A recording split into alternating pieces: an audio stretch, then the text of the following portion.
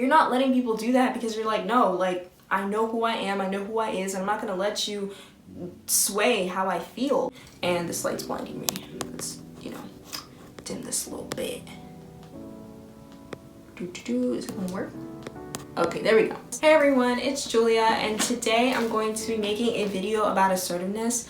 I also have another video going along with this that's a devotional related to assertiveness, and I kind of wanted to just talk about assertiveness in general and how I've been kind of growing in my assertiveness. Being assertive is hard, especially when you grow up as a people pleaser like me. You grow up wanting to please people, you grow up not wanting problems, you grow up not wanting confrontation, and you kind of grow up with people just like you. Growing up, people liked me. I never really had problems with people, and when I did, I was never in the wrong. And I'm not trying to sound like all up here or whatever, but most of the time I was not in the wrong, and when I was quick to understand it and come to an agreement and to apologize. But you know, when you're young, I just never wanted to make people upset. I always wanted everyone to be at peace. I was always that kid that knew what it felt like to feel left out, to feel like inferior, so I never wanted anyone around me to feel those same feelings. And so whenever I was confronted, whenever people had issues with me, I never knew how to handle it. And I think this is something that a lot of people go through, especially a lot of nice people. You go through this because you just want to be nice. You just want to kind of like make things peaceful. You don't want people coming for you. You don't want drama. But I think with that, it can come with situations where people tend to kind of walk all over you and think that they can just say whatever they want to say, that they can dictate how you feel, they can dictate the situation, and I just don't think that's okay. And I'm gonna kind of detail what I think helped me become more assertive and what you can do to also become more assertive. So stay tuned. So basically, what kind of helped me learn how to assert myself more is I began to kind of learn and know my worth more. And I feel like some people would not agree that your worth isn't, or your self-esteem or perception of yourself is not attached to your assertiveness, but for me specifically, it was. I didn't assert myself a lot because I was not really confident in what I had to say. I was not confident in the fact that I could actually effectively talk to someone and let them know how I'm feeling.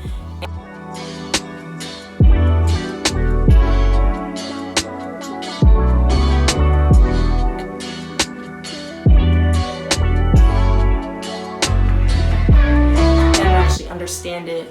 Another thing that I was worried about also was just that I felt that people were sensitive. Since I was a very sensitive person, and I still am, I was always worried that other people were just as sensitive and they were not going to take it well. Because growing up, I guess in a way, I didn't take criticism that well. So like, it was just something that I had to work through as a person to see. And I feel that a big part of it though is worrying that people are going to be offended. And I think we live in a world today where you can't say anything, you can't talk, you can't say anything. Everybody gets offended by every little thing you say. And I'm somebody, I keep it a buck. I tend to tell it how it is. I tend to tell it how I'm feeling, and I can be extremely blunt, sometimes to a fault. Not really anymore, but still to an extent, I can be so blunt that it's kind of, you know, it's like, whoa, like you had all that to say. And it's, I think a big thing is not wanting to feel like you're being taken advantage of. Not wanting to feel like people, like your opinion does not matter.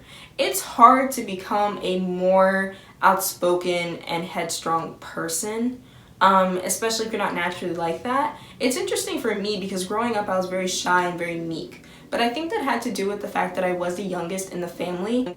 I'm the youngest of two, so my brother is 6 years older than me, and my brother is just a very, like, you know, headstrong kind of guy. And so I was used to having him speak for me, and I was used to having my mom speak for me. And my mom was an extremely strong, headstrong person, said it like it was, did not care who you were, did not care. She used to tell off people who were rude to her in the store. If she was a customer and someone was ringing her up and they were being rude, she would tell them off. She didn't do it out of malice, she did it because out of truth. And every time my mom told people off, I don't remember ever people actually coming back at her, because every time she did tell people off, she was right, and it was so good to see. And I think that's another thing is number 2, I guess, is to stand in your truth, like know your truth.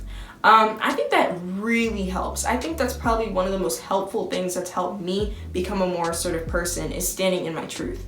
If I know that I'm right, if I know that I'm doing right, if I know that I did not offend, or if I didn't hurt this person, or if I didn't do this wrong, then why should I feel jaded by their feelings? Why should I allow their insecurities or their idiocy to affect me? That sounds kind of harsh, but literally, why should I let them affect the way I see myself and my truth? It's very important to stand in your truth, and I think that goes back to knowing your worth. When you know your worth, you believe more in yourself and what you have to say. You believe more in yourself, and you're stronger in your convictions because you know that you have value. And so you're not sitting over here letting people just sway your opinions and be like, you know what, you're right, you know what, that was wrong, you know, this, da, da, da, da. You're not letting people do that, because you're like, no, like, I know who I am, I know who I is, and I'm not gonna let you sway how I feel. Like, I know who I am. And I think that's very important, standing in your truth.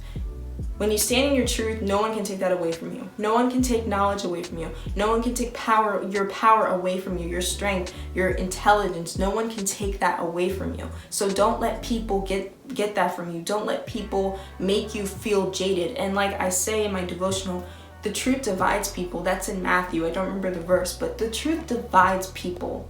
So if you stand in your truth, you're going to be at odds with people, and that's just how life is, because not everyone has common sense, unfortunately. So that's just how life be, and you gotta learn that that's how it's gonna be, and you gotta have the armor to deal with it. Yeah. Another thing is also understanding your side. Part of being assertive is not just like saying like, hey, you did this and da da da da, but I think it's also being very aware of your side and whether you played a part. Because even when you're apologizing, you can still be assertive. You can apologize without sounding like a little, you know, can't curse, but you know what I'm saying? You can apologize without sounding like a little kid who's just trying to plead for mercy. You can accurately and coherently explain your side to the person, and it can be done effectively. So definitely knowing your worth, standing in your truth, and also understanding your side. I think those are very important in terms of becoming a more assertive person. And just knowing that, again, you don't want people to think that they can just walk all over you. You don't want people to disrespect you and think that it's okay, because it's not okay, because you are an amazing person, or you are a wonderful person in the making, and you're just getting better and better, and you're just now you're in the pruning, what's the word? Pruning? Not pruning.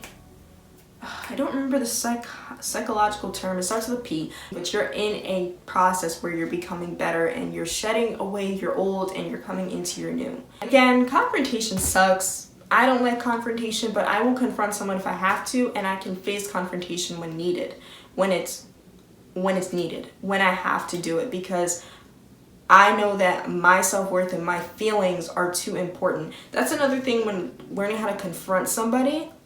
You need to understand that if you were hurt, if you were bothered, you need to have the strength to confront that person. Don't just keep it inside, because that's dead.